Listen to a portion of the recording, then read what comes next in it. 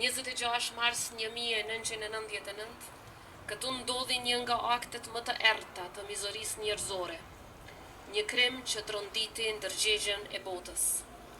Brenda vetëm 2 ditësh, regjimi gjenocidal i Serbisë vrau mizorisht 113 burra dje me fëmijë. Në mesin e tyre kishte edhe fëmijë 12 vjeçar. Histori nuk mbyllet me kaq. Ajo mbetet e hapur, me fatin e pasbardhur të 60 banorëve të këtij fshati, të cilët u zhdukën me dhunë, e për të cilët ende nuk ka përgjigje e as drejtësi. Mungesa e tyre nuk është vetëm dhimbje për familjet, por është një boshllëk i rënd për të gjithë ne, për gjithë shtetin dhe shoqërinë tonë.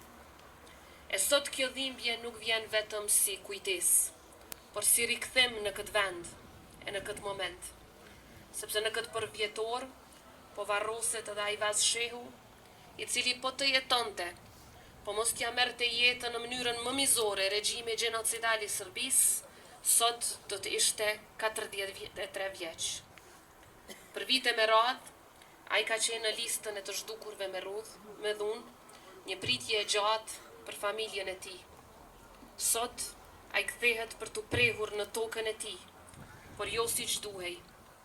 Ky rivarrim është dëshmi e një krimi që vazhdon, një krimi të përditshëm që Serbia e kryen ndaj Kosovës.